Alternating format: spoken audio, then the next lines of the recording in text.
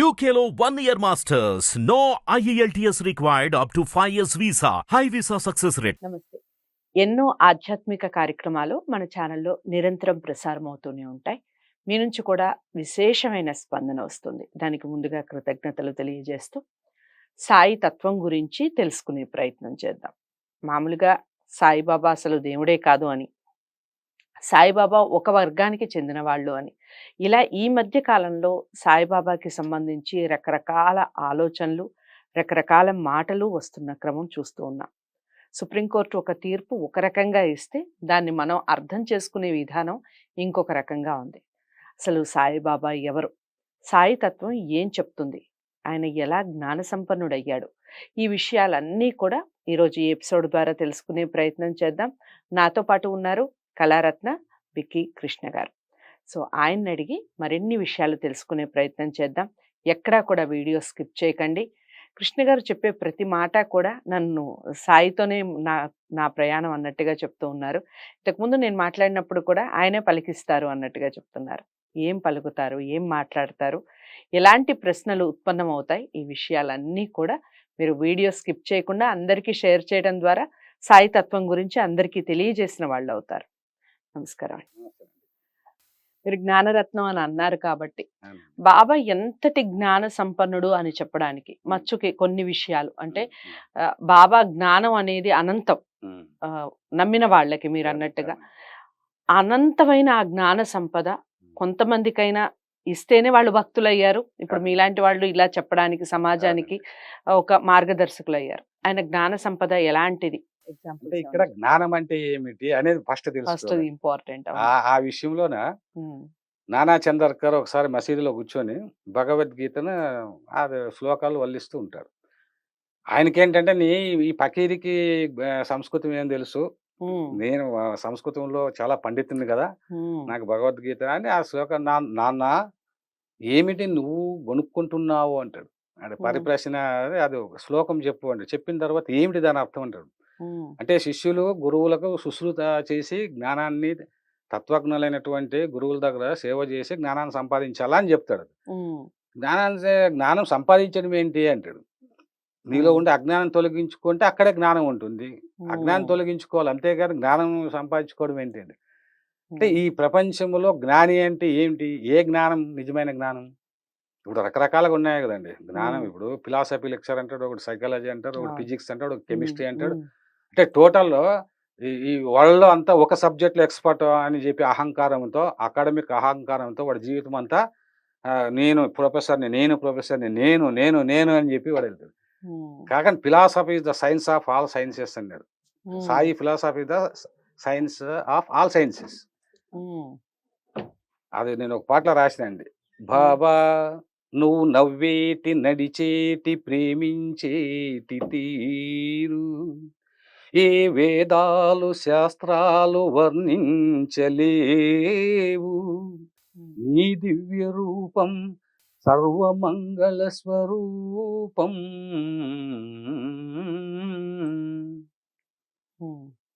బాబా నువ్వు కూర్చున్న తీరు చూస్తుంటే మాముచ్చట తీరు.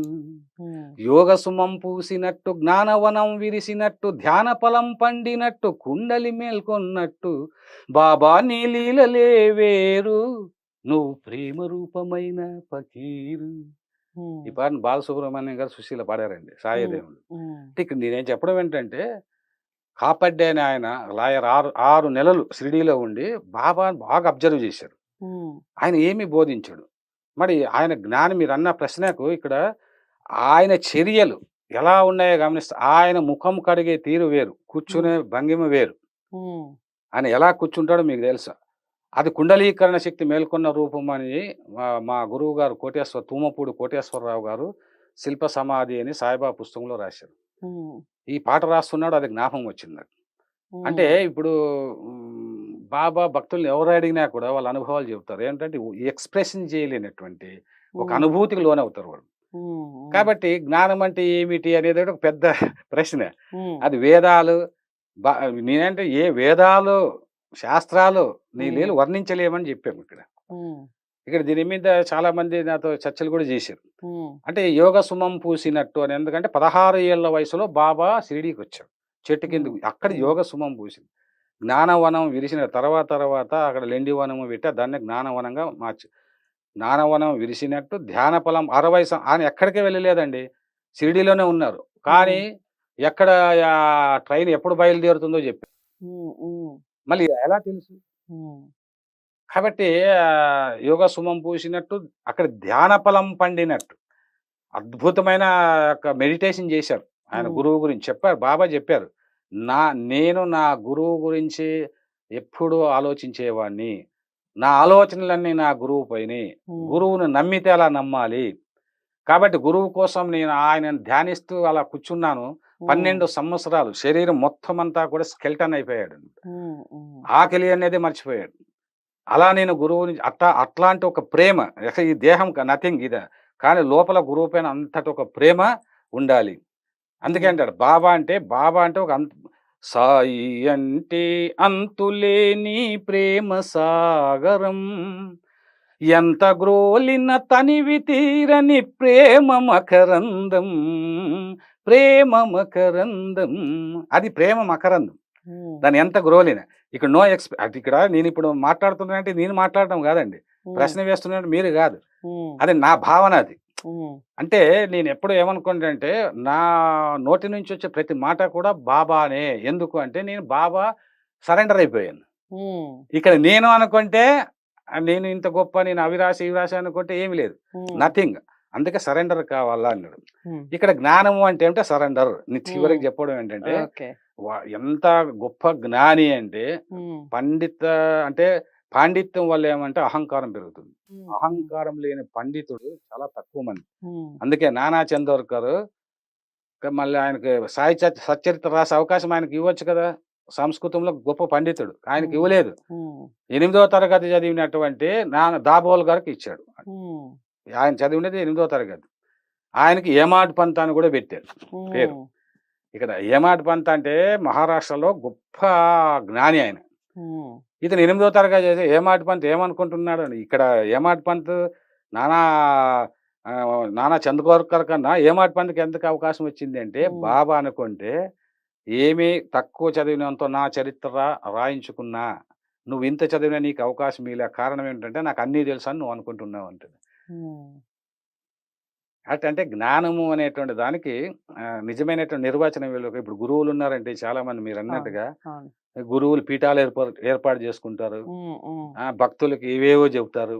ఉమ్, కానీ పీఠాలు ఏర్పడి కోట్లు సంపాదించుకొని అహంకారంతో మేమే గురువులు అంటారు. ఆ. అసలు మనిషి గురువు కావాలంటే సామాన్యమైన విషయం అండి. అసలు ఆయన ఎన్ని వేల అంటే ఎన్నో జన్మల నుంచి తపస్సు చేస్తా కానీ ఆ దశకు రారు. రైట్. బాబా తత్వం గురించి చాలా చక్కటి వివరణ ఇచ్చారు కృష్ణ గారు. చాలా అంటే చాలా సంతోషం. ఇంకా బాబాకి సంబంధించిన లీలలు కానివ్వండి, అద్భుతాలు కానివ్వండి, జరిగినటువంటి అద్భుతాలు నేటి తరానికి ఖచ్చితంగా చేరాలి, తెలుసుకోవాలి. మీరన్నట్టుగా మనం ఒక దేవుణ్ణి గురించి మాట్లాడుకునే దానికన్నా ఒక సద్గురుని గురించి మాట్లాడుకుంటే పిల్లలకు కూడా చాలా అంటే చాలా యూస్ఫుల్ అవుతుంది. తప్పకుండా నెక్స్ట్ ఎపిసోడ్లో ఇంకా బాబాకి సంబంధించిన పూర్తి సమాచారం తెలుసుకునే ప్రయత్నం చేద్దాం. నమస్కారం. ధన్యవాదాలు. బాబాకి సంబంధించి మరింత సమాచారం తెలుసుకునే ప్రయత్నం చేద్దాం. ప్రతి వీడియో కూడా ఫస్ట్ నుంచి లాస్ట్ వరకు వాచ్ చేస్తూ మీరు బాబాకి సంబంధించిన మీ జీవితంలో జరిగినటువంటి అద్భుతాలు ఏవైనా ఉంటే తప్పకుండా కామెంట్ బాక్స్లో తెలియచేయండి. దానికి సంబంధించిన వీడియోస్ కూడా చేసే ప్రయత్నం చేస్తాం. కృష్ణ గారిని కనుక కలవాలి అనుకున్నా లేదా మాట్లాడాలి అనుకున్నా, ఇంకా మీరు ఇలాంటి విషయాల గురించి చర్చించాలి అనుకున్నా స్క్రీన్ మీద కనపడే నెంబర్కి కాల్ చేయొచ్చు. వీడియోని లైక్ చేసి షేర్ చేయండి. ఛానల్ని సబ్స్క్రైబ్ చేసుకోండి. నమస్తే.